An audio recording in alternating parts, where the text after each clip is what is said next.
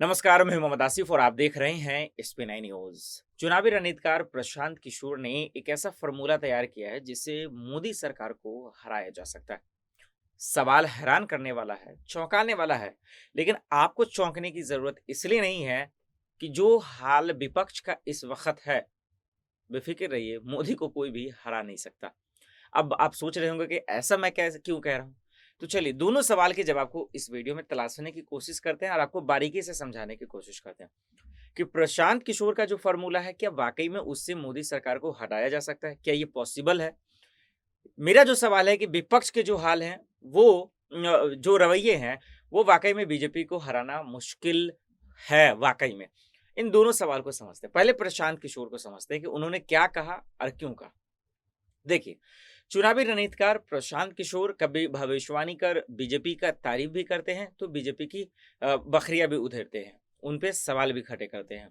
हम सब ने देखा कि जब 5 राज्यों में से 4 राज्यों में जबरदस्त जीत की बीजेपी नहीं, उसके बाद प्रशांत किशोर का ही बयान आता है। वो कहते हैं कि असली लड़ाई जो है ना, वो तो 2024 में है, यानी लोकसभा का वो जिक्र करते हैं।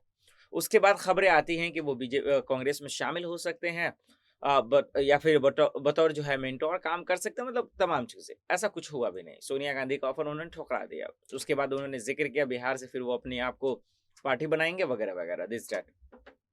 आज क्या हुआ कि एक निजी चैनल में इंटरव्यू दे रहे थे।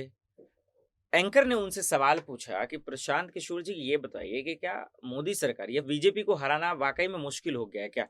बीजेपी को कोई हरा ही नहीं सकता क्या? ऐसा सवाल उन्होंने पूछा। तो फिर उसके बाद उन्होंने कहा कि देखिए, ऐसा बिल्कुल भी नहीं है। बीजेपी एक्चुअली में, आज आप किसी पेट्रोल पंप पे चले जाइए, आप किसी मार्केट में चले जाइए और लोगों से पूछिए तो लोग बोलेंगे महँगाई नहीं है। लोगों से अगर आप पूछेंगे पेट्रोल डीज़ल के दाम बढ़ रहे हैं, इससे किसका फ़ायदा? वो कहेंगे देश का ही फ़ायदा। उसके बाद उन्होंने कहा कि देखिए, आज देश में क्या है कि मुद्दे बहुत हैं, लेकिन विपक्ष इस पे काउंटर नहीं कर पा रही है। विपक्ष इस पर कैसे हमला करना है, उनको ये चीज़ पता ही नहीं है। अब एक बात यहाँ हो गई और यही वजह है कि आज ये चीज़ देखने को मिला। अब दूसरी तरफ बढ़ते हैं। प्रशांत किशोर ये भी कह रहे हैं कि देखिए, ऐसा बिल्कुल भी नहीं है कि देश में जो तमाम राज्य है ना, वहाँ बीजेपी पूरा बहुमत ला रही है। कहीं किसी पार्टी के साथ मिलकर सरकार बना रही है, तो कहीं जो है उन्हें 40% ही वोट मिल रहा है। ये भी कहना बिल्कुल सही है। तो ऐसा नहीं कि हराना मुश्किल है। अब दूसरे सवाल की ओर रुख करते हैं। उसी में जवाब छुपा है प्रशांत किशोर का कि वो सही कह रहे हैं या गलत। आखिर में आपको बताते हैं ये कि देखिए, दरअसल मामला क्या है कि आज विपक्ष ने ना पूरी तरह से मौन मान ली है।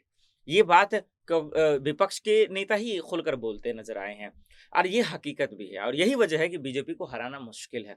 क्योंकि भाई, आप काउंटर कीजिए, धरना दीजिए, प्रदर्शन कीजिए, लेकिन सिर्फ ट्विटर वॉर करने से ना कुछ होने वाला नहीं है।